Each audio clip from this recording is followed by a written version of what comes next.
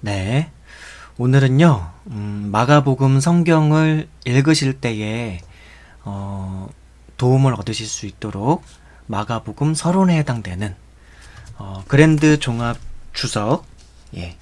그랜드 종합 주석에 있는 마가복음 서론에 해당되는 내용을 제가 좀 읽어 드릴게요. 이 서론에 대한 내용들을 좀 알고서 성경, 이제 마가복음을 읽으시면 좀 더 뭐랄까 종합적으로 이해하는 데 도움이 될 수 있을 것 같고, 아니면 성경 마가복음을 먼저 읽은 후에 이 마가복음 서론에 대한 내용들을 들으시거나 뭐 그랜드 종합 주석이 있으시면은 읽어보시면 좀 도움이 될 것 같아요. 또 이 정도는 알고 마가복음을 읽어 들어간다면 더 뭐랄까요, 진리의 말씀을 깨닫는데 더 많은 도움이 되지 않을까. 물론 성령님께서 성경 말씀을 그냥 성경 말씀만 읽어도 많은 부분을 알게 해주시는데, 어쨌든 주석집에 있는 이 서론에 해당되는 내용을 읽으면, 들으면, 이해하면 분명히 더 종합적으로 마가복음을 이해하는 데는 도움이 될 것 같습니다. 그럼 이제 시작할게요. 마가복음 서론. 제목. 헬라어 원전에서는 본서의 표제로 카타마르콘, 즉 마가의 의안으로 되어 있다. 이 역시 마태복음의 표제를 그 책의 저자 이름에서 따온 것처럼 본서도 본서 저자의 이름으로 그 표제를 삼고 있다. 한편 본서 역시 사복음서 중에 하나이기 때문에 복음, 헬 유앙게리온 이라는 말을 덧붙여서 영어 성경에서는 The Gospel According to Mark로, 한글 개역 성경에서는 마가복음을 본서의 표제로 사용하고 있다. 2. 저자와 기록 연대. 초대 교회의 각종 전승 및 교부들의 일치된 증언으로 본서의 저자는 마가로 확증되어 있다. 저자 마가의 어머니인 마리아는 예루살렘에 120명 이상의 사람들이 모여 예배드릴 수 있는 큰 집을 가지고 있었다. 사도행전 12장 12절에 있는 이제 내용을 바탕으로 이렇게 설명하고 있고요. 이는 마가가 부유한 유대인 가문 출신임을 보여주고 있다. 한편 사도행전 12장 13절에서 16절에 보면 마가 집안의 계집종이었던 로데가 베드로의 음성을 잘 알고 있었던 것으로 보아 베드로는 마가의 모친 마리아의 집에 자주 왕래하였음을 알 수 있다. 마가는 바나바의 생질이기도 하였으나 그를 예수 그리스도께 나아오게 한 이는 베드로였을 것으로 추측한다. 베드로전서 5장 13절에 내 아들 마가라는 표현이 이를 뒷받침한다. 또한 마가는 자신이 쓴 복음서의 근본 자료도 바로 베드로에게 전해받았다. 즉 마가는 AD 30년에서 65년 사이에 베드로가 행한 예루살렘에서 로마에 이르는 전도 사역의 초기부터 끝까지 그와 함께 하면서 베드로가 전하는 바를 상세히 기록했던 것이다. 그래서 마가복음에는 다른 복음서에서 보다 베드로에 대해 비교적 상세히 기록되어 있다. 따라서 마가복음은 비록 저자 마가가 사도는 아니지만 베드로의 직접 증언을 그대로 반영한 것이기에 사도성을 충분히 확보하고 있다고 볼 수 있다. 이와 같은 연유로 마가복음은 베드로의 복음이라는 별명이 붙어 있다. 14장 51절에서 52절에 보면 마가는 겟세마네에서의 한 청년에 대해 기록하고 있는데 사람들은 이 청년이 바로 마가 자신을 가리킨 것이 아니었나 하고 추정해 왔다. 마가복음 14장 50절에서 보듯이 사실 그때 당시 이미 12사도들은 그리스도를 버리고 도망한 후였으므로 14장 51에서 52절의 일은 저자 자신이 직접 체험한 것이 아니고서는 기록할 수 없는 것이었다. 사도행전의 기록을 보면 바나바와 바울은 예루살렘에서 안디옥으로 떠날 때 마가를 데리고 갔다. 사도행전 12장 25절에서 확인할 수 있고요. 또 바울이 제1차 선교 여행을 갈 때도 마가와 같이 떠났다. 그런데 마가는 도중에 예루살렘으로 되돌아왔다. 사도행전 13장 13절에서 확인할 수 있습니다. 즉, 선교 여행의 어려움을 이기지 못해 중도에서 포기한 것이다. 그 결과 제2차 선교 여행 때 바나바는 마가와 동행코자 하였으나 바울은 이를 거절하였다. 그리하여 끝내는 바나바는 마가와 동행해서 구브로로, 바울은 실라와 같이 수리아와 길리기아로 떠났다. 사도행전 15장 36에서 41절 말씀에서 확인할 수 있습니다. 그러나 대략 12년이 지난 뒤의 사건인 바울의 로마 1차 투옥 사실을 말하면서 바울은 자신이 로마에 갇히게 되었을 때 마가와 같이 갇혀 있었다고 기록하고 있다. 이것은 바울이 죄인의 신분으로 있을 때에 마가가 생명의 위험까지 무릅쓰고 바울을 수종하였다는 것을 뜻한다. 골로새서 4장 10절, 빌레몬서 1장 24절에서 또한 내용을 확인할 수 있고요. 따라서 우리는 바울과 마가는 이미 그 이전에 지난 일을 서로 화해하였음을 알 수 있다. 심지어 바울은 그의 생애 말기에 마가를 향해 저가 나의 일에 유익하니라. 디모데후서 4장 11절에 해당하고요. 그까지 말한 것을 볼 수 있다. 이로 볼 때 우리는 마가는 젊었을 때 2번이나 비겁하고 유약한 실수를 하였으나 이에 그치지 않고 과거를 반성하고 세월이 지난 후에 더욱 큰 일을 하였던 인물임을 알 수 있다. 성도는 한두 번 실수하여도 곧 돌이키면 이처럼 큰 일을 할 수 있다. 한편 많은 신학자들이 사복음서 중에서 이 복음서가 제일 먼저 기록되었다는 사실이 마치 확증된 사실인 양 말하고 있다. 하지만 이것은 상당한 신빙성은 있으나 완전히 확실한 것은 아니다. 이것은 아마 공간 복음의 자료설 문제를 제기한 비평 작가들의 영향 때문일 것이다. 그러나 마가복음이 마태나 누가보다 20에서 30년 전에 기록되었고 마태 및 누가는 마가복음의 자료에 절대적으로 의존하였다고 생각하는 이들의 가설은 실로 가설에만 그칠 뿐 아무런 근거 자료가 없다. 오히려 보다 최근에는 각 복음서 사이에 뚜렷한 기록 의도 및 편집 전개의 차이점에 많은 학자들이 주목하고 있다.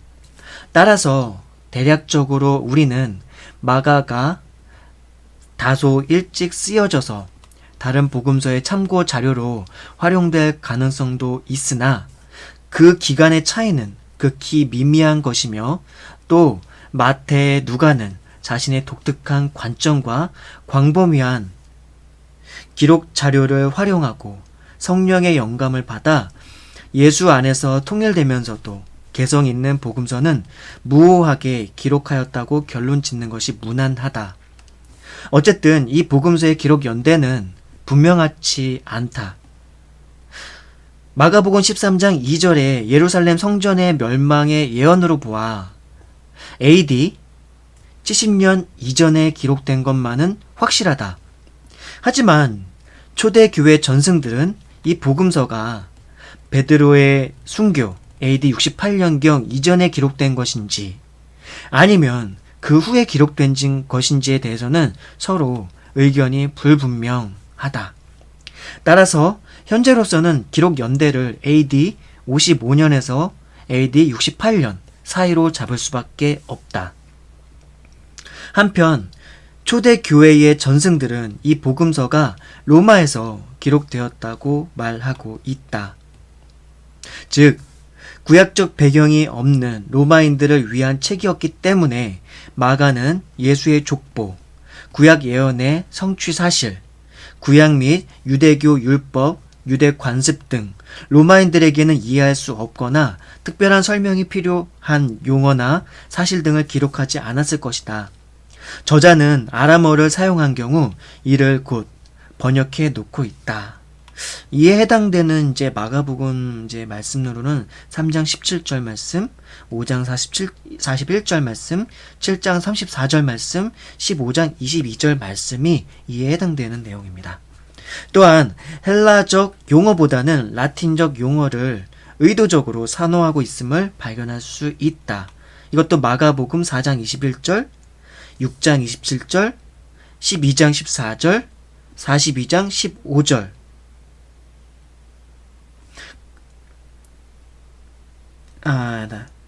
12장 14절, 42절이고요. 15장 15절, 16절, 39절의 내용들이 이제 이에 해당되는 내용이라고 볼 수가 있습니다. 자, 3. 신학적 지필 동기와 배경.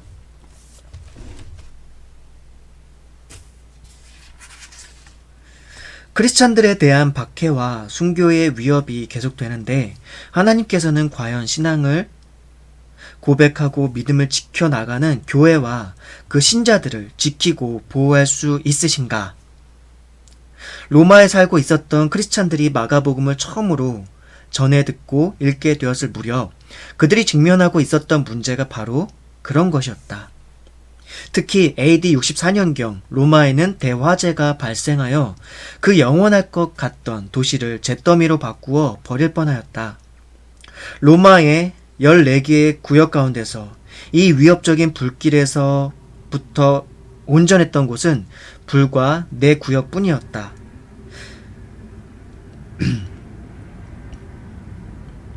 (3구역은) 전소하여 잿더미로 변해버렸다.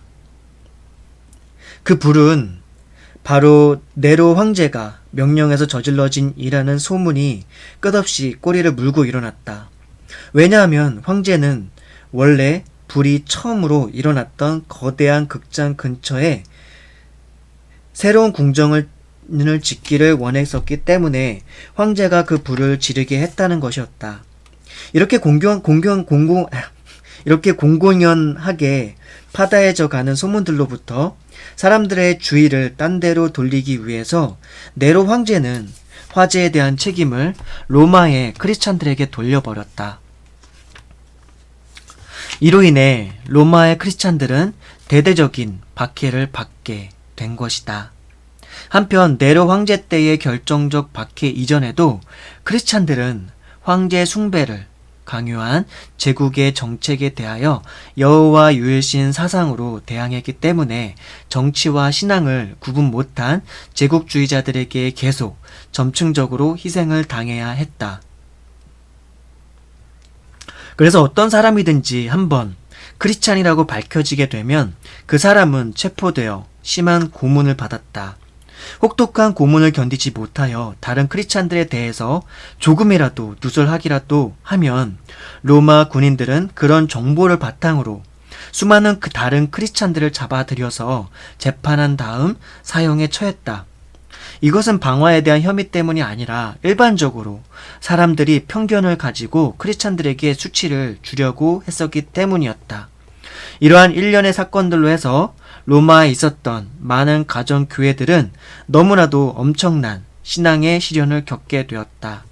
그 당시 크리스찬이 된다고 하는 것은 곧 순교자적인 죽음을 각오해야만 하는 일이었던 것이다.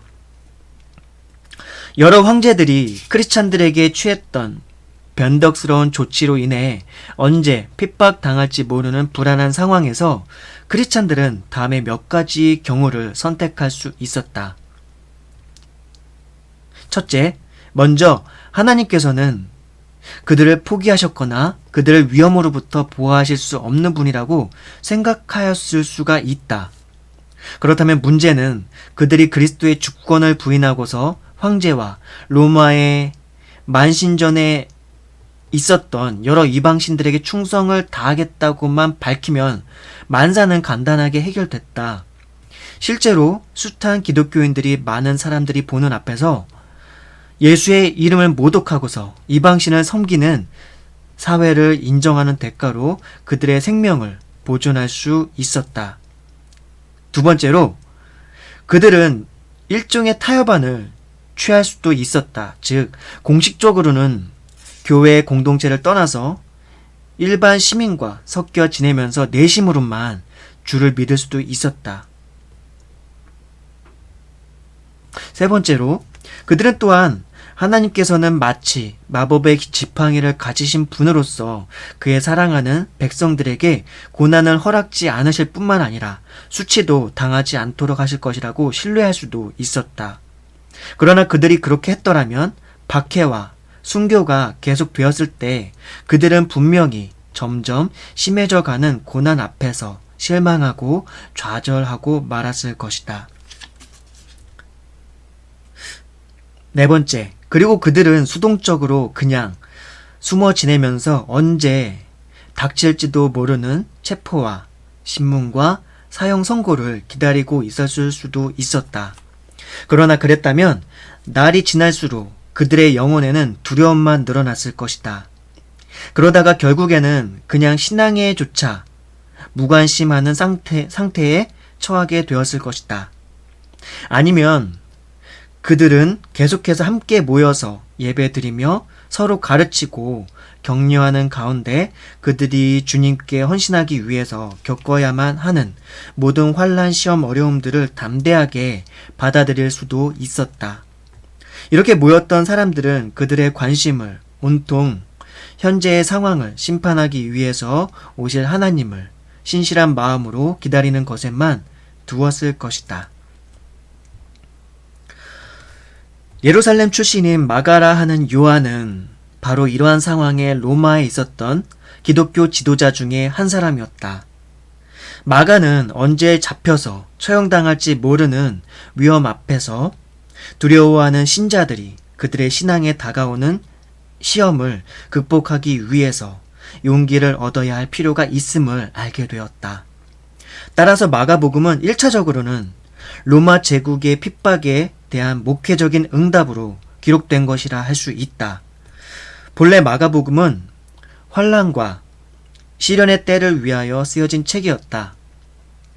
그래서 마가는 예수에 대하여 제2위 하나님이요 성자로서 큰 능력과 권위를 갖고 계셨으면서도 이 세상에 대해서는 고난받고 죽으셨음을 강조하였다.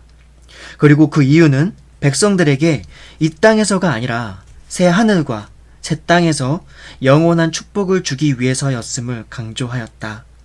그리하여 마가가 제시하는 그리스도의 상은, 그리스도의 모습은 능력과 고난받는 종으로 요약할 수 있다. 그럼으로써 마가는 시련 앞에서 흔들리는 크리스찬들에게 용기를 주고 그들에게 예수에 대한 신앙을 유지하기 위한 근거를 제공하려고 하였다. 그래서 그는 먼저 자기 주변의 성도들이 받고 있는 모든 수치와 고난은 이미 주 예수께서도 감당하신 것들이라는 사실을 증거하였다. 로마의 집권자들은 크리스찬들을 오해하였고 그래서 아무 잘못 없는 그들을 무고하게 체포하려고 하였다. 이처럼 예수께서도 그 가족들로부터 미쳤다고 하는 오해를 받았으며 예루살렘에서 온 종교 지도자들로부터 귀신에 사로잡혔다고 하는 모략을 받으셨다. 마가복음 3장 22장 30절에서 확인할 수 있고요. 마가복음 3장 21절에서 이 내용을 확인할 수 있습니다. 그리고 로마에 있었던 크리스찬들은 때로 그들의 가족과 친한 친구들에 의해 배반을 당해 로마 당국에 고발당하고 사로잡혀가곤 했었다. 이와 마찬가지로 예수를 배반하고 판 자도 바로 예수께서 사랑하셨던 제자 중에 하나였던 가룟 유다였다. 마가복음 3장 19절에서 확인할 수 있고요. 또한 만일 로마에 있었던 크리스찬들이 그들을 살릴 수도 있었고 죽일 수도 있었던 권력을 가진 로마의 집권자들 앞에 서야만 했다면 예수께서도 본디오 빌라도 앞으로 끌려가 그에게서 십자가에 달아 죽이라는 선고를 받으셨음을 마가는 보여준다. 마가복음 15장 1에서 20절에서 또한 확인할 수 있습니다. 예수께서는 그때 자신에게 오는 고난과 죽음을 피하거나 거부하지 않으셨다. 그것은 하나님의 나라를 이루기 위한 희생을 감수하시기 위해서였다. 그러므로 로마의 크리스찬들 역시 만약 그것이 순교로서 먼저는 그리스도에 대한 자신의 신앙을 입증하는 것이 되고 나아가 그리스도를 알릴 선교의 기회가 되는 것이라면 앞에 있는 고난을 피하거나 거부해서는 안 된다는 것을 은연중 웅변하고 있다. 또한 마가는 하나님께서는 그의 아들 예수의 신실한 복종에 대한 응답으로서 고난을 능히 감당할 만한 힘을 그에게 주셨고 또한 주님을 부활시키심으로써 주의 결백과 능력 그리고 그의 영광을 만방에 알리셨음도 집중 보도한다. 왜냐하면 이와 같이 주님께서 부활하셨다고 하는 사실은 바로 하나님을 신뢰하고 그분께 신실함을 지키는 사람에게 있어서 고난과 수치와 죽음이라는 것이 결코 마지막이 아님을 확증하는 것이기 때문이었다. 그리고 예수께서 십자가를 지시기 전후로 해서 불안해하는 제자들을 향해서 미리 주신 약속인 갈릴리에서 흩어진 제자들을 훗날 다시 모으실 것이라는 말씀은 마가복음 14장 28절, 마가복음 16장 7절에 있는 내용이고요. 로마에서 한참 박해를 받고 있었던 크리스찬들로 하여금 예수께서는 미래를 미리 내다보시는 신이실 뿐만 아니라 두려워하고 흩어진 자들을 찾아와 힘 주시는 분임을 확신시켜 주었을 것이다. 고난과 박해는 초대 교회에만 국한된 것이 아니다. 교회가 참 교회인 한 세상으로부터의 박해는 세상 끝날까지 그치지 않을 것이다. 단순히 시련과 위험으로부터 도피하는 것은 해결책이 아니다. 해답은 오직 하나님의 아들이시며 하나님의 구원을 거룩하게 이루신 예수께 확고하게 헌신하는 것이라 할 수 있다. 네, 여기까지 내용이 신학적 집필 동기와 배경에 해당되는 내용입니다. 네, 다음은 4. 마가복음의 내용 전개. 마가복음의 내용 전개. 다른 복음서와 마찬가지로 마가복음 또한 예수의 생애를 그저 시간순으로 나열한 것이 아니다. 더더욱 마가복음 다른 복음서들보다 뚜렷한 주제의식을 가지고 예수의 생애를 편집 보도하고 있다. 그것은 한마디로 전 인류 역사를 양분하는 우주적 사건인 예수의 생애의 여러 측면 중 죄인된 인간의 영혼과 육체의 구원에 필요한 속죄 사역을 수행하시고 인간을 위해 봉사하러 오신 종으로서의 측면을 강조하는 것이다.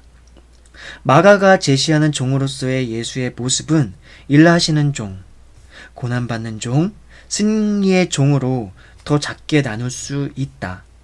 이 세 모습은 서로 분리된 것이 아니라 종으로서의 예수의 생애의 각 단계에서 필연적으로 부각된 측면들로서 궁극적으로는 세상을 위해 죽으사 전 인류를 구원함으로써 인간 최대의 소원이요 목적인 구원을 인간에게 제공함으로써 결국 인간을 섬기시려는 최종 목적, 즉 예수의 십자가 구속 사역이라는 한 목적하에 서로 연결된 것이다. 마가는 바로 이런 사실에 근거하여 자신의 복음서를 대략 예수의 생애의 단계에 따라 전개해 나가면서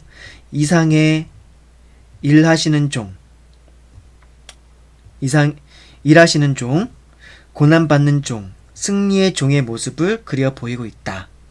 그러면서도 결국 가장 원형적인 사건인 예수의 십자가 순환을 중심으로 가장 원형적인 사건인 예수의 십자가 순환을 중심으로, 즉 순환의 종으로서의 예수의 사역을 중심으로 전후를 연결시키는 방법으로 전개하고 있다. 그리하여 결과적으로 마가복음 전체 분량의 40%가 시간적으로는 33년의 지상 생애 중 단 일주일밖에 안 되는 예수의 순환 주간에 집중되어 있다. 또한 순환기사 앞에서는 예수께서 종으로 일하시는 중에도 예수에 대한 세상의 핍박은 계속 고조되어 갔음을 보여주고 있다.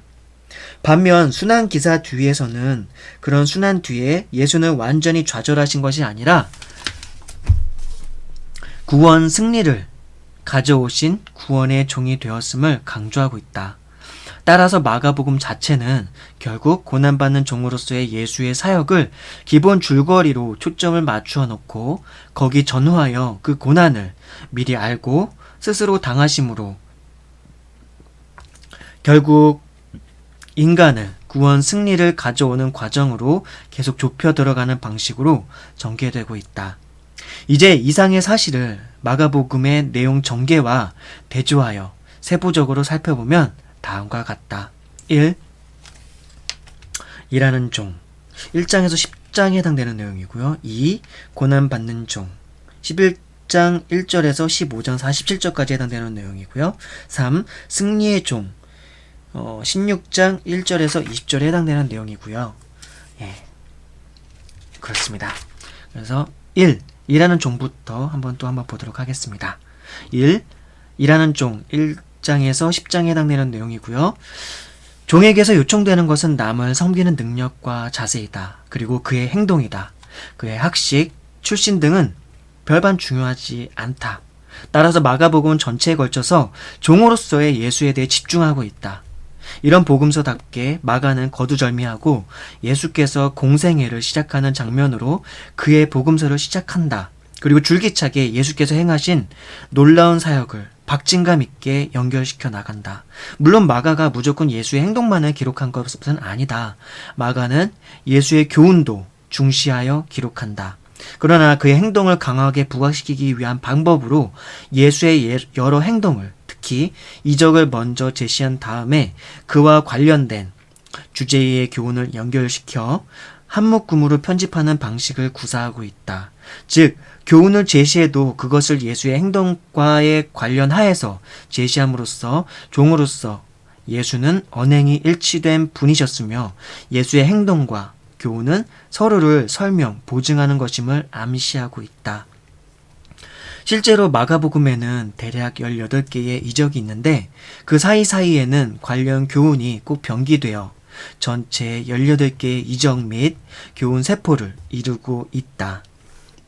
한편 일하시는 종으로서의 단계에서 그의 사역은 베드로의 신앙 고백을 전후로 다시 양분된다. 먼저 마가복음 1장 1에서 8절 1장 1절에서 8장 26절은 세상을 사랑하시는 종으로서 예수의 정열적 행동과 아울러 비록 예수는 종의 사역을 감당하시나 근본 그의 신분은 하나님의 아들임을 입증하는 데에 주력한다. 반면 마가복음 8장 27절에서 마가복음 10장 52절까지는 집중적으로 제자들을 향하여 예수께서는 잠시만 세상을 위해 일하시는 종이 아니라 십자가 구속 사역으로 영원한 구원의 종이 되실 것이라는 사실을 자신의 궁극적 사역인 십자가 구속 희생 사건 이전에 계시하고 교육하시는 데에 주력한다.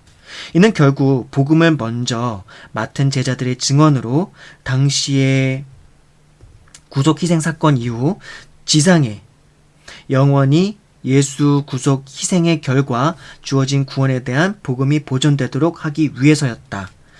그러므로 이 일하시는 종의 단계는 먼저 세상을 사랑하사 겸손히 섬기는 당신의 사랑을 실증하는 동시에 십자가 구속 희생을 통하여 영원히 인간을 구원하시며 섬겨주실 종으로서의 당신의 사역에 대한 복음의 영원성을 보장하기 위한 준비 단계였다. 2. 고난받는 종 11장 1절에서 15장 47절에 해당되는 내용이고요. 지금껏 앞서 일하시는 종으로서의 노력하신 과정에 계속 고조되어 오던 예수에 대한 배척이 폭발하여 마침내 예수의 죽음에 이르는 과정을 생생히 그리는 단계다. 이 사건은 외면적으로는 예수에 대한 세상 위정자들의 오해에서 야기된 처형으로 예수의 패배라는 결과를 가져온 것 같으나 기실은 예수께서 세상 죄를 한 몸에 감당하시고 죽음으로써 일시적 종이 아니라 영원한 종이 되시기 위한 과정에 불과한 것임을 마가는 이론으로서가 아니라 사실로서 증명해 나간다. 또한 이것은 전 단계에서 예수가 제자들에게 미리 계시한 내용 그대로였다. 그리하여 예수의 종으로서의 사역은 앞단락에 이어 연결되었으며 오히려 영원성을 갖게 되었다.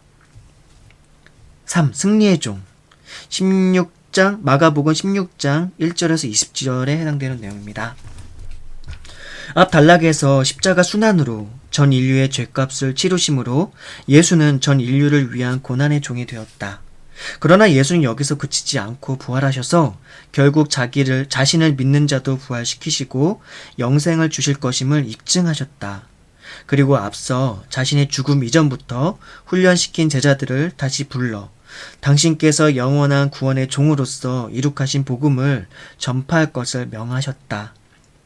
그리하여 결국 영원한 구원의 종으로서의 예수의 사역에 대한 복음도 세상 끝날까지 영원성을 갖게 되었음이 보도됨으로써 마가복음은 끝을 맺는다.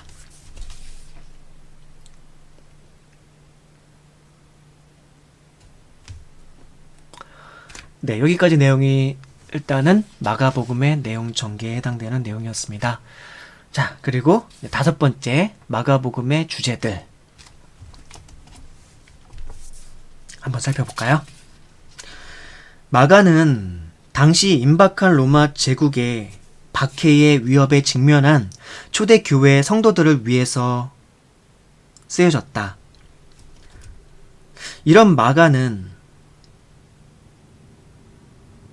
예수의 여러 측면 중 죄인을 구속하시려는 하나님의 섭리에 순종하여 즉 하나님의 명에 따라 사람을 위하여 일하시는 종으로서 구속 희생 사역을 담당하신 예수의 종으로서의 측면을 강조한다.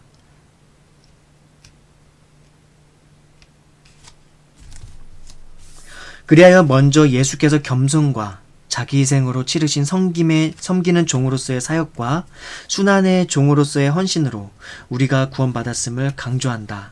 나아가 이런 주님은 결국에는 모든 세상의 핍박을 이기시고 부활하심으로써 승리의 종이 되어 성도에게도 승리를 분명히 주실 분이심을 강조한다.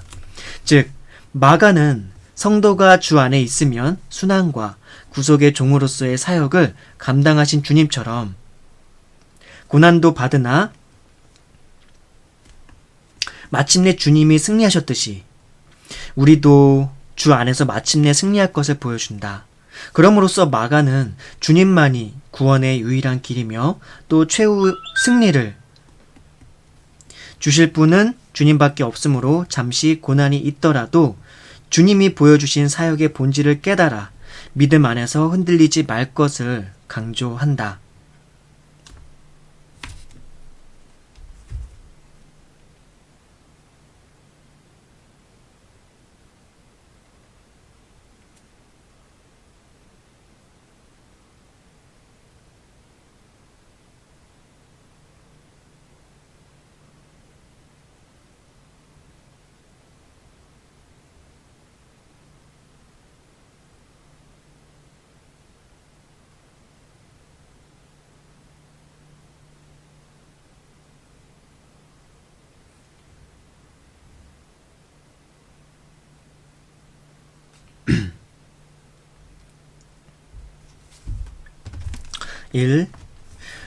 그리스도가 하나님의 아들이요 구주이심을 인정하고 고백하여야 한다.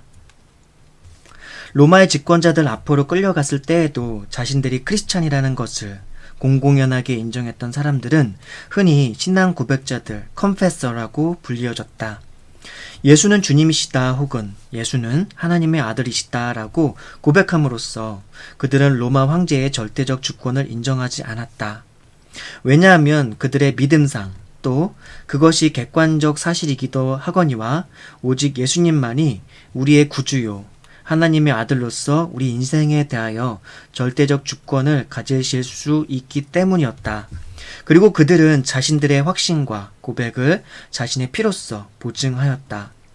마가는 자신의 책 첫머리에서 자신의 입장을 그렇게 신앙을 고백했던 사람들 가운데 두고 있음을 분명히 밝히고 있다. 즉, 당시의 신앙 고백자들이 고백했던 두 가지의 중요한 사실, 곧 예수는 구주이다라는 고백과 예수는 하나님의 아들이시다라는 고백을 하나로 결합해서 하나님의 아들 예수 그리스도 복음의 시작이라는 표현을 1장 1절에 제시하고 있는 것이다. 이 말은 그 어떤 상황에서도 성도는 동일한 고백을 해야 함을 역설한다. 마가는 자신의 책 첫머리를 이런 고백으로 시작하는 것은 물론 예수 사역의 전성기에 베드로가 주님을 그리스도로 고백한 사실 마가복음 8장 29절에서 확인할 수 있고요. 나아가 심지어 예수가 십자가에 못 박혀 죽으셨을 때에 그를 처형한 백부장까지도 그리스도를 하나님의 아들로 고백한 사실도 보도한다. 마가복음 15장 39절. 예수께서 우리에게 제시한 것은 이 세상 나라가 아니라 새 나라이다.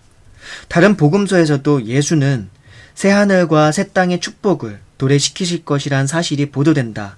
그런데 마가복음에 있어서 이 약속은 보다 절박하고 중요한 핵심 주제로 등장한다. 제자들, 군중들은 예수께 서로 다양한 이 세상적 요구를 하였으나 예수는 그때마다 당신이 그들에게 진정으로 주실 것은 영원한 새 나라, 새 시대임을 거듭 강조하였던 것이다. 3. 새로운 영광의 시대는 확실하다. 먼저 마가는 예수님은 하나님의 아들로서 절대적 능력을 갖고 있으면서도 세속 권력자들에게 죽임을 당했다는 충격적 사실을 독자들에게 있는 그대로 제시한다. 그러나 이 사건을 전후하여 다음 사실을 강조함으로써 그것은 패배가 아니라 영원한 승리의 나라를 도래하기 위한 과정이었음을 확신시켜준다. 즉, 주님이 미래의 일을 미리 아시고 그것을 예언하셨음을 보여준다. 마가복음 8장 31절, 마가복음 9장 31절, 그리고 마가복음 10장 33에서 34절에서 이 내용들을 확인할 수 있고요. 이것은 미래의 일을 미리 아시는 주의 능력과 함께 주가 죽음을 스스로 취했음의 증거이다. 다시 할게요. 이것은 미래의 일을 미리 아시는 주의 능력과 함께 주가 죽음을 스스로 취했음의 증거이다. 한편 사후에는 즉 십자가 사건 후에는 주님은 영원히 죽은 상태이고 다만 남은 제자들이 그 거룩한 정신을 살려 새 종교를 창시했다는 차원이 아니라 주님 스스로가 인간은 이길 수 없는 죽음을 깨부수고 부활하였음을 보여준다. 이것은 주가 이제 앞서 약속한 새 나라를 세울 능력을 가지신 분임을 보여주는 것이다. 이것은 이제 당장 순교의 위험에 빠져 있는 마가복음의 1차 독자들에게는 무엇보다도 먼저 확인되어야 할 진리였다. 4. 새 시대의 영광에 동참하는 데에는 고난이 요청된다. 이런 예수의 순환의 정 과정은 예수께서 새 나라를 도래시킬 때 거기 초청된 백성들의 죄값을 치루어 주시기 위해서 꼭 필요한 일이었다. 한편 예수를 처형한 세상의 타락한 속성은 계속하여 예수의 진리를 부정하면서 또 그의 도를 전파하려는 성도들에게도 두고 동일한 핍박을 가하고 있다. 따라서 예수를 따라 새 시대에 동참하기 위해서는 이 세상에서의 고난이 세상 끝날까지 요청된다. 그러나 이것은 예수의 고난이 최종 목적이나 결과가 아니라 과정이었듯이 성도에게도 과정에 불과하다. 네, 여기까지 내용이 마가복음의 주제들에 이제 해당되는 내용이었고요. 6. 여섯 번째, 마가복음의 그리스도 내용도 한번 살펴보도록 하겠습니다. 마가는 예수를 종으로 묘사하고 있다. 즉, 예수님은 이 책에서 하나님이 인간의 영육간의 필요를 채워주시려고 파견한 종으로 그려지고 있다. 마가는 예수께서 그런 비천한 종의 사역을 하나님에 대해서는 순종하는 마음으로, 사람에 대해서는 애끓는 연민으로 적극적으로 수행하셨음을 보여준다.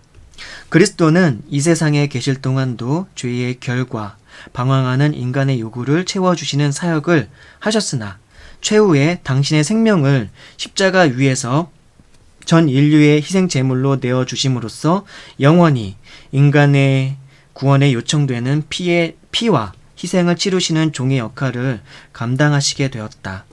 마가는 예수께서 이와 같은 당신의 최종 목적을 홀로 마음속에 두시고 묵묵히 이 땅에서 종으로서의 역할을 수행해 나가는 과정을 생생하게 그려낸다.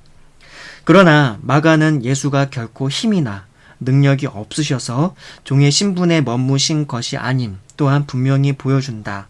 즉, 예수의 섬기는 자로서의 겸손과 아울러 그가 베푸는 놀라운 이적과 신적 선언 또한 명백히 기록함으로써 아직 역설적이게도 그가 원래 종이 아니라 하나님의 아들이시면서도 자원하셔서 종의 역할을 담당하셨음을 다른 복음서보다 더 강조함으로써 분명히 증언하고 있다. 이에 대한 내용은 이제 성경책 마가 이제 성경책에서 성경 말씀에서 어느 구절에서 확인할 수 있냐면요. 1장 1절, 3장 11절, 5장 7절, 9장 7절, 13장 32절, 14장 61절, 15장 39절에서 확인할 수 있습니다.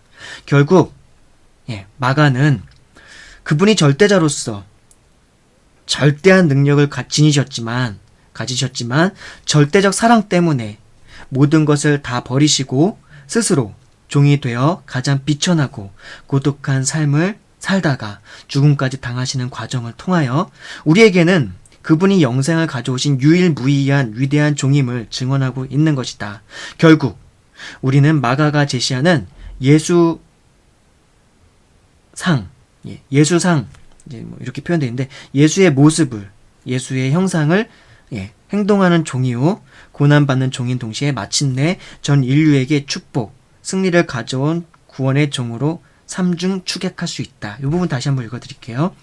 결국 우리는 마가가 제시하는 예수상을 행동하는 종이요, 고난받는 종인 동시에 마침내 전 인류에게 축복, 승리를 가져온 구원의 종으로 삼중 추격할 수 있다. 네, 여기까지가 마가복음의 그리스도에 대한 내용이었고요. 자, 이제 마지막으로 7번째 마가복음의 특징. 이제 그랜드 종합 주석에 있는 이제 마가복음 서론에 해당되어 있는 내용은요, 사실은 제가 지금 목차를 7개로 나눠가지고 읽어드리고 있는데, 본래는 11챕터예요. 11개, 총 12개의 챕터로 이제 구성돼서 마가복음 서론을 여기 이렇게 설명하고 있고요. 그렇지만 이제 이걸 다 읽어드리기가 좀 어려운 부분이 좀 있고, 그래서 꼭 필요한 내용들만, 그리고 이 라디오처럼 약간 듣는 것이기 때문에 귀로 좀 들어서 이해가 잘 될 수 있을 만한 내용들만 제가 그래도 좀 읽어드리고 있습니다. 이게 그랜드 종합 주석집이 총 20권이에요. 총 20권이고 가격이 그때 얼추 얼마였죠? 거의 한 3, 40 좀 세일을 해가지고 할인가로 사서 아마 3, 40만 원에 샀을 거예요.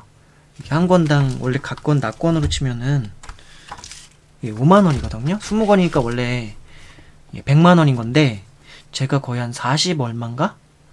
한 50%인가 세일인가 60% 세일인가 해가지고 그때 할인가로 샀던 걸로 기억이 나요. 그러니까 성경을 좀 더 뭐랄까요? 성경은요, 이제 성경 말씀은 그냥 그 말씀만 쭉 읽어봐도 충분히 우리 그리스도인으로 하여금 신앙생활을 하기에 충분할 만큼 하나님에 대해서, 인간에 대해서, 세상에 대해서, 그리고 구원에 대해서 잘 설명되어 있습니다. 그렇지만 좀 더 이제 그 성경 말씀이 어쨌든 거의 2000년 전 뭐 가장 최근에 쓰여진 성경 말씀이라 할지라도 2000년 정도가 지난 시점에서 2000년 정도 전쯤에 이제 말씀이잖아요. 그리고 더 멀리로 가려면은 막 기원전 막 2000년 전, 그러니까 지금으로부터 한 4000년 전? 네, 쓰여진 4000년 넘게 전에 쓰여진 책이잖아요. 그러다 보니까 이 성경 말씀을 이해할 때 그때 그 시대의 상황들과 맞물려서 좀 이해를 하면 더 잘 이해되는 부분들이 있거든요. 예, 그리고 저자들이 우리 대한민국 사람이 아니잖아요. 그때 당시 이스라엘 민족의 사람이란 말입니다. 그럼 그 시대의 사회, 문화, 그리고 이 성경 말씀이라고 하는 이 텍스트, 이 성경 말씀 자체가 오늘날 우리가 읽는 일반 독서할 때 읽는 그런 일반 현대 서적이랑 다르기 때문에 기본적으로 좀 배경 지식으로 좀 알아두면 더 성경 말씀을 이해하는데 많은 도움이 되거든요. 그러니까 그 한 절 한 절에 대해서 주석을 나름대로 이제 신학자들이 그 역사 속에 이 고랜드 종합 주석이요. 역사 속에서 어떤 한 신학자가 그냥 주석을 달아놓은 걸 한 게 아니라 그 주석들을 모아서 나름대로 이게 타당하다 싶은 것들을 모아서 종합적으로 모아놓은 주석집이 그랜드 종합 주석집이에요. 제가 이제 칼빈 주석집이 있고 종교개혁자 존 칼빈, 요한 칼빈, 장 칼뱅, 예, 아시죠? 예, 마르틴 루터가 있고 칼빈이 있는데 어쨌든 저는 어렸을 때 장로교회를 좀 다녀가지고 예, 칼빈에 대한 어떤 좀 칼빈의 어떤 신학적 입장, 성경을 이해하는 입장, 뭐 그런 것들을 좀 공부하고 싶어서 칼빈 주석집을 한번 전체적으로 구입을 했었고, 그리고 이 그랜드 종합 주석집이 있는데요. 우리 평신도들 혹은 신학을 전문적으로 공부하지 않은 그리스도인들이 성경을 읽을 때 참조하기 정말 좋은 그런 주석집일 것 같아요. 그러니까 관심 있으신 분들은 지금은 아마 이것도 알아보시면 또 막 세일가로 아마 있을 수도 있어요. 예. 그러니까 구입을 해서 보시면 또 좋을 것 같고요. 다만 저는 이제 유튜브를 통해 가지고 이거 없으신 분들이 성경을 각 권들 읽어 나가실 때 읽고 말씀을 묵상하실 때 조금은 도움이 될 수 있도록, 그리고 잠자거나 혹은 길 다닐 때 이제 스마트폰으로 들으실 수 있도록 이렇게 나름대로 좀 읽어드리고 있어요. 또 조금 도움이 됐으면 좋겠고요. 좀 더 제가 잘 또박또박 잘 읽어서, 그리고 들으실 때 좀 귀에 쏙쏙 들어오게 읽어드릴 수 있으면 좋겠는데 아직은 좀 제가 부족합니다. 앞으로 계속 더 노력할 거고요. 더 좋은 거는 이제 영상 화면에다가도 이거를 막 해당되는 내용이 핵심되는 그걸 적을 수 있으면 좋겠지만 그렇게 하면 제가 너무 그거 하나에만 시간을 너무 많이 빼앗겨서 그냥 이렇게 낭독해드리고 읽어드리는 정도로 하고 있습니다. 나중에는 제가 또 이 복음, 성경, 마가복음서 이런 서론, 각 권 서론을 읽어드릴 뿐만 아니라 나중에 신학서적들 혹은 경건서적들, 유익한 경건서적들 그런 것들의 핵심된 내용들 제가 잘 소화한 다음에 제가 또 말로 풀어서 나누는 일도 있을 것 같아요. 네. 자, 이제 마지막으로 마가복음의 특징, 7번째 마가복음의 특징에 해당되는 내용들을 읽고 오늘 마가복음 서론 읽어드린 시간을 마치도록 하겠습니다. 마가복음의 특징. 마가복음은 4복음서 중에서 가장 짧다. 또한 마가복음의 주제가 종으로서의 예수에 대한 증언이었기에 자연히 마가는 예수의 교훈이나 그에 대한 교리보다도 그의 행동, 특히 그의 이적이 다른 무엇보다 강조되어 있다. 더더욱 마가는 문체 자체도 직선적이고 간결하다. 따라서 마가복음은 박진감과 생동감이 넘치고 있다. 이 사실은 한 사건과 또 다른 사건 사이에 곧 또는 즉각이라는 뜻의 헬라어 유두스가 42회나 사용된 사실에서도 잘 드러난다. 또한 마가복음의 기본 자료가 근본적으로 베드로에게서 나왔는 바 각 사건 및 그에 관련된 감정 묘사에 있어서 격정적 성격의 베드로의 기질이 반영되어 있다. 이상 마가복음의 특징은 대부분 본서가 1차적으로는 현실과 능력을 중시하는 로마인들 또는 로마 문화에 익숙한 초대교회의 이방인 출신 성도들을 위해 쓰여졌던 사실과 관련이 있다. 한편 마가는 비교적 짧은 그의 복음서 전체 기사 중 40%를 예수 생애의 마지막 한 주간이었던 성고난 주간에만 집중하고 있다. 이런 특징은 마가가 그 당시 로마 제국의 박해에 직면한 초대 교회 성도를 향하여 먼저는 주의 순결하고 처절한 십자가 구속 희생이 있었기에 성도의 구원이 가능했음을 보여주고, 나아가서는 결국 이런 주의 고난에 동참하면 주의 구원을 확실히 얻는 것은 물론 주께서 이런 고난을 이기시고 부활 승천하셨듯이 성도도 주 안에서 승리와 영광을 얻을 수 있음을 확신시키기 위한 기록 배경에서 나온 것이었다.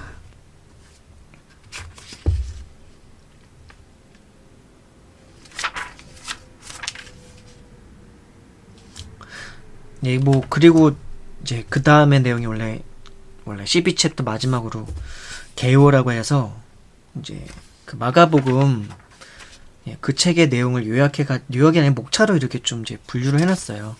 제 1부 종의 등장, 마가복음 1장 1절에서 45절에 해당되는 내용이 종의 등장해가지고 더 작은 세부적인 목차로 나눠놨고, 제 2부 종의 사역과 그에 대한 배척 해가지고 2장 1절에서 8장 26절에 해당되는 내용이 종의 사역과 그에 대한 배척 그렇게 나와있고요. 제 3부 하나님 나라에 대한 종의 선포 8장 27절에서 10장 52절에 해당되는 내용이고요. 제 4부 종의 순환 11장 1절에서 15장 47절에 해당되는 내용이고, 종의 부활 16장 1절에서 20절. 근데 이렇게 이제 요약을 해서 잠깐 챕터를 목차로 이제 구분을 해놨는데, 성경 말씀이 이제 이렇게도 구분할 수가 있는데, 목차로요. 그렇게 주제별로, 내용별로 구분할 수 있는데, 이거를 또 종의 관점에서는 이제 분류하면 그렇지만 또 다른 관점에서 읽다 보면은 또 다른 주제가 또 발견되기도 해요. 그럴 땐 다른 목차를 또 다시 구분할 수 있기도 합니다. 네, 이상 이제 여러분이 성경 말씀을 읽으실 때 도움이 될 수 있도록, 특히 마가복음에 해당되는 그 서론에 해당되는 내용을 그랜드 종합 주석집 14번째 권에 있는 거예요. 그 있는 내용 중에서 마가복음 서론에 해당되는 내용을 읽어드렸습니다. 이제 마가복음 성경 낭독은 이후에 또 낭독해서 올려드릴게요.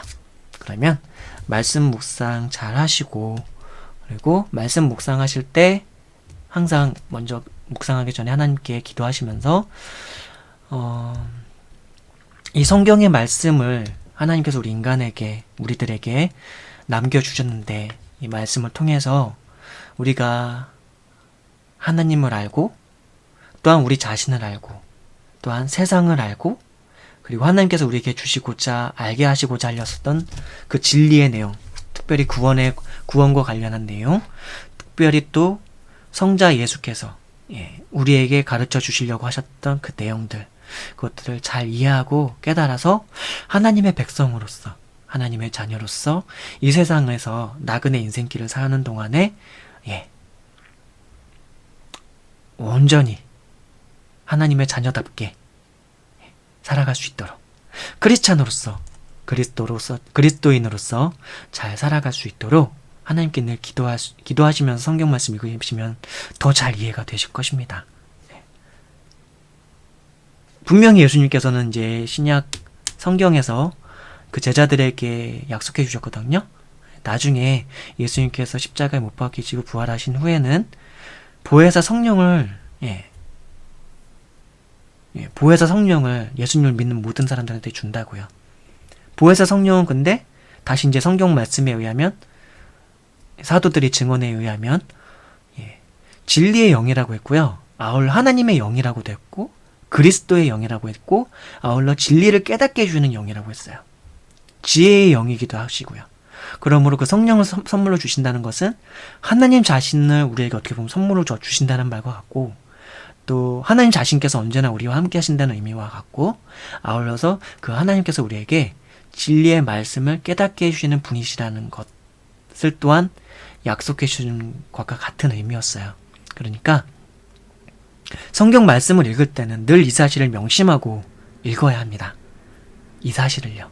예수님께서 우리에게 주셨던 그 약속을 기억하고, 또한 성령께서 우리와 함께 하신다는 사실을 기억하고, 그리고 성경 말씀을 통해서 우리에게 진리를 깨닫게 해주신다는 것을 기억하고, 그리고 깨닫게 해주시면 어떻게 해야 되겠어요? 예, 그렇게 살아야죠. 그렇게 살고 깨닫게 해주는 내용을 따라 하나님과 더 온전히 이제 교제하고, 또한 내 이웃을 내 몸과 같이 사랑하는 데 있어서 지혜의 방도를 더 배워가고, 또한 지혜롭고 현명하게 이 세상에서 의롭게 바르게 정직하게 현명하게 살아가는 지혜들을 또한 성경을 통해 배우는 것이죠. 그리고 이런 세상 속에서 살아가는 지혜에 관한 부분들은 성경 말씀에서만 배우는 건 아니에요. 성경을 통해서 근본적인 것들을 배우고, 또한 세상을 살아감에 있어서 또 성령께서 함께 하시기 때문에 이런 각 상황들에 대해서 하나님께 기도하다 보면은 뭔가 더 현명한 지혜가 떠오르게 될 것이고 알게 될 것입니다. 그렇게 성령과 늘 함께 하면서 예수님과 함께 하나님과 함께 살아가는 것이 우리 그리스도인들의 인생길인 것이죠. 우리 모두가 그렇게 살았으면 합니다. 모두들 행복하시고 늘 주님과 동행하는 여러분들이 되시길 바랍니다. 그리고 나를 위해서 기도하고요. 자신을 위해서 기도하고요. 또한 하나님을 위해서도 기도하십시오. 아니, 전능하신 하나님을 위해서 제가 뭘 기도합니까? 다른 게 아니라 하나님을 위한다는 것이 결국은 하나님께서 바라시고 소망하는 것들을 위하는 거잖아요. 그것이 그 하나님께서 바라시고 소망하는 그 시선이 어디가 있는지 생각을 해보면 돼요. 그것이 어디 있는지. 하나님의 이 창조세계와 아울러 이 창조세계 한복판에 하나님을 닮은 형상으로서 인간을 지어주셨잖아요. 인간을 두셨잖아요. 그리고 그 인간이 죄에 빠져서 이 창조세계를 많이 더럽히고 오염시키고, 환경적으로 뿐만 아니라 하나님의 형상을 닮아 지음받은 인간 자신의 영혼을 파괴하면서 서로가 서로를 해하고 서로가 서로를 핍박하고 서로가 서로에게 적대적인, 마치 약육강식의 생존의 한복판에서 살아가고 있는 인간들, 그리고 그 인간들을 자신을 십자가에 내어주시기까지 사랑하시는 그 예수님, 그분이 그것이 하나님의 심정이고 하나님의 시선이잖아요. 그걸 기억하면서 기도하고 하나님과 교제하고 그러시면 좋을 것 같습니다. 이상 마치겠습니다. 다음에 또 아마 성경 각권 서론은 제가 계속 읽어드릴 거고요. 성경 낭독도 계속 할 겁니다. 그리고 아직은 성경 낭독하는 것도 미숙하고요. 그래서 아마 듣는 분들이 힘들 거예요, 사실은. 근데 제가 일단은 하루에 첫 시작을 성경 낭독을 하는 것으로 시작을 하기 때문에 낭독해서 이제 한 권 한 권 읽을 때마다 올려드리고 있고요. 나중에 이제 지금은 개정판 성경을 읽어드리고 있고, 다음엔 아마 제가 킹 제임스 흠정역 버전을 읽어드릴 거예요. 그리고 또 뭐 현대어 성경도 나중에 읽어드릴 수 있으면 읽어드리고요. 그렇게 할 거고, 성경 서론에 해당되는 내용도 읽어드릴 것이고, 또한 기독교 그리고 예수님의 가르침들을, 그리고 복음을 이 유튜브를 통해서 앞으로 계속 전하고 나눌 수 있도록 하려고 합니다. 저를 위해서도 조금만 기도해 주실 수 있으면 감사하겠습니다. 그럼 이상 마칠게요.